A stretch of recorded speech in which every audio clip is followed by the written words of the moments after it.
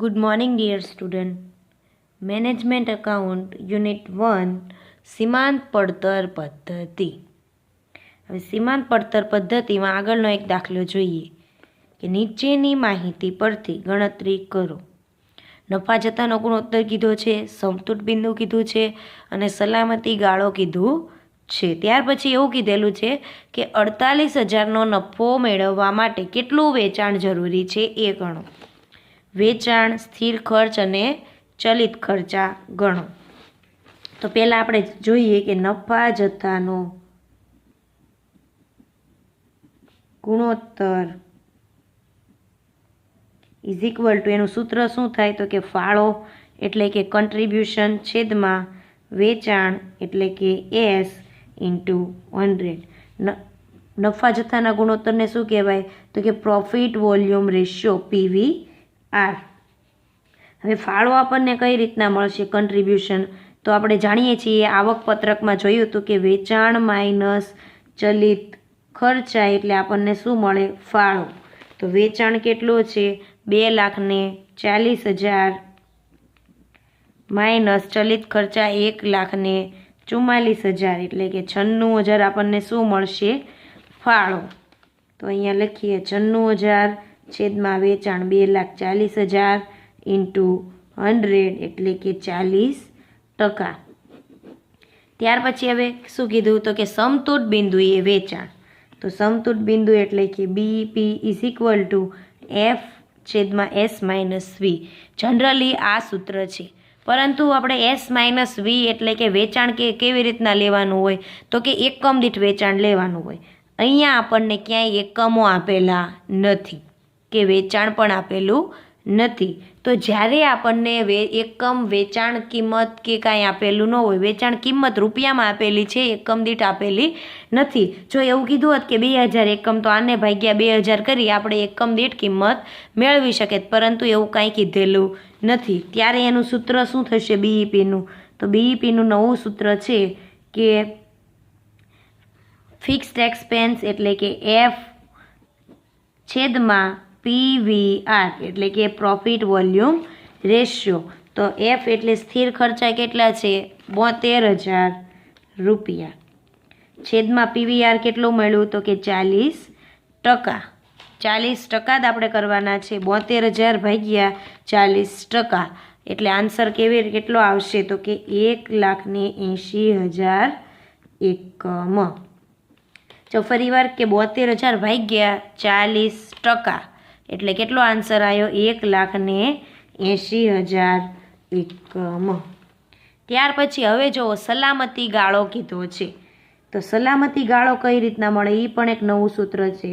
તો સલામતી ગાળો ઇઝ ઇક્વલ ટુ ખરેખર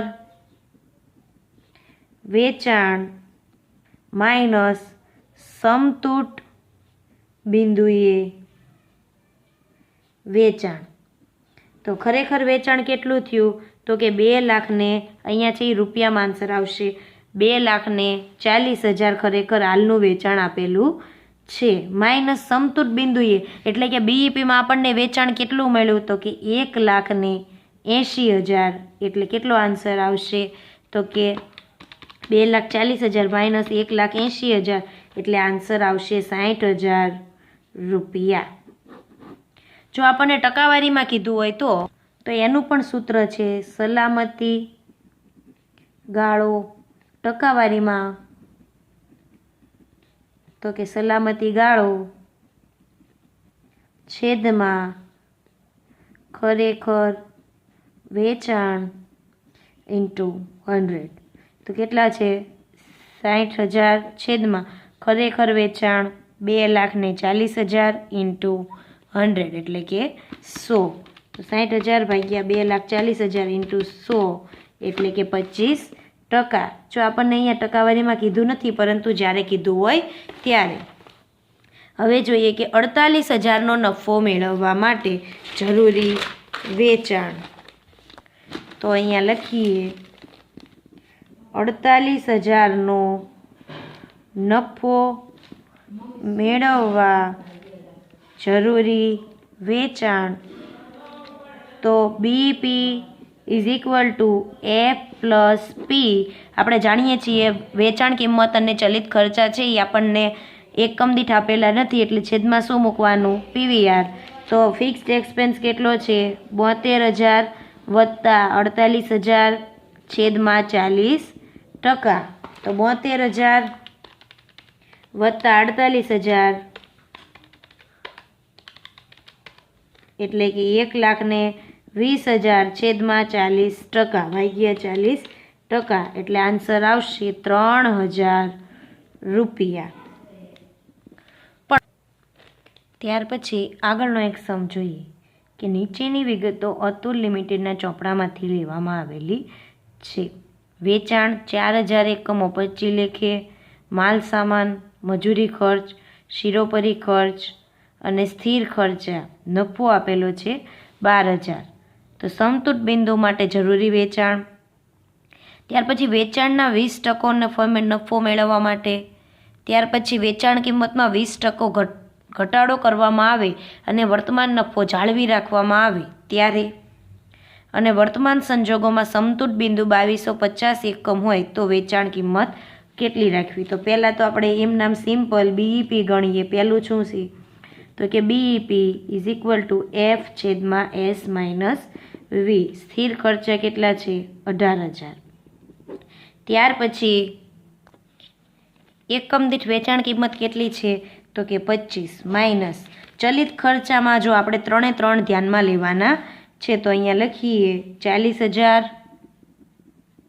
પ્લસ 20,000 પ્લસ 10,000 એટલે કે 70,000. અને આપણે એકમ દીઠ ધ્યાનમાં લેવાના હોય તો એકમ કેટલા છે? 4,000 એકમ, તો ભાગ્યા 4,000 એટલે કે 70,000 ભાગ્યા 4,000 એટલે 17.5. તો અહીંયા લખીએ 17.5.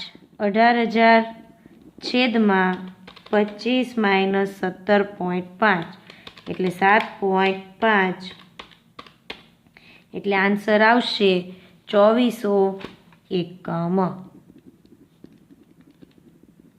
ત્યાર પછી હવે શું કીધેલું છે આપણને કે વેચાણના 20% નફો મેળવવા માટે. અહીંયા લખીએ વેચાણના 20% નફો મેળવવા જરૂરી વેચાણ. તો નફો કેટલો કીધો? વેચાણના 20%. તો પ્રોફિટ લખીએ. વેચાણ કેટલું છે?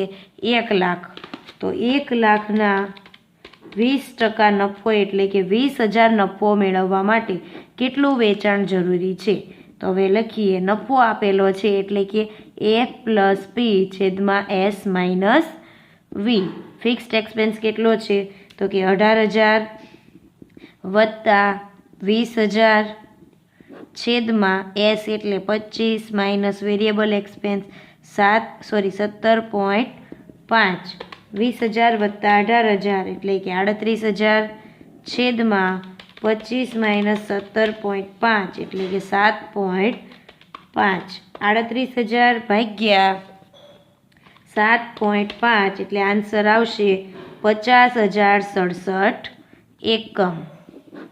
ત્યાર પછી હવે શું કીધું કે વેચાણ કિંમતમાં 20%નો ઘટાડો કરવામાં આવે. ઘટાડો કરવામાં આવે તો વેચાણ કિંમત કેટલી હોય? અહીંયા લખીએ વેચાણ કિંમત. આપણે કિંમત એકમ દીઠ ધ્યાનમાં લેવાની હોય એટલે 25 માઇનસ 20%. તો 25 માઇનસ 20% એટલે આન્સર આવશે 20. અને વર્તમાન નફો કેટલો આપેલો છે? પ્રોફિટ તો કે 12,000 જાળવી રાખવા માટે. તો પ્રોફિટ 12,000. આમાં એક હારે બે વસ્તુ કીધી, એક તો વેચાણ કિંમત અને પ્રોફિટ. તો અહીંયા લખીએ BEP is equal to F plus P છેદમાં S minus V. Fixed expense 18,000 વત્તા પ્રોફિટ 12,000 છેદમાં વેચાણ કેટલું છે? 20 માઇનસ વેરિયેબલ એક્સપેન્સ 17.5. તો 18,000 વત્તા 12,000 એટલે કે 30,000 છેદમાં 20 માઇનસ 17.5 એટલે કે 2.5. 30,000 ભાગ્યા 2.5 એટલે આન્સર આવશે 12,000 એકમો. હવે ત્યાર પછી શું કીધું કે આપણને આન્સર આપી દીધેલો છે, બીઈપી આપી દીધો છે 2250. તો વેચાણ કિંમત કેટલી?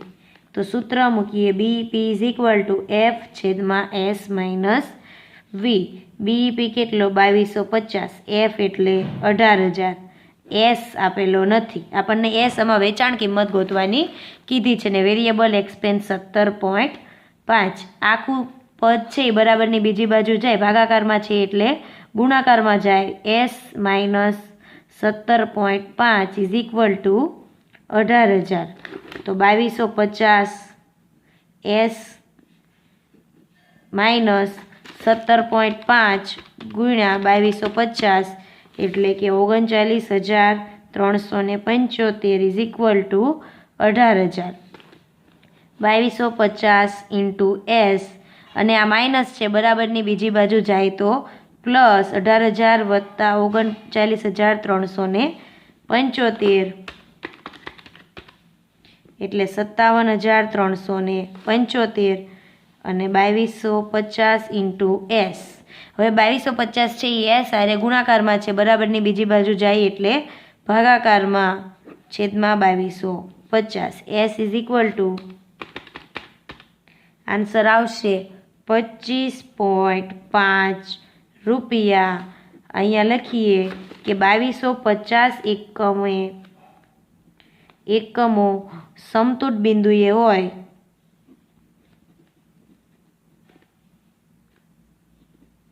ત્યારે એકમ દીઠ વેચાણ કિંમત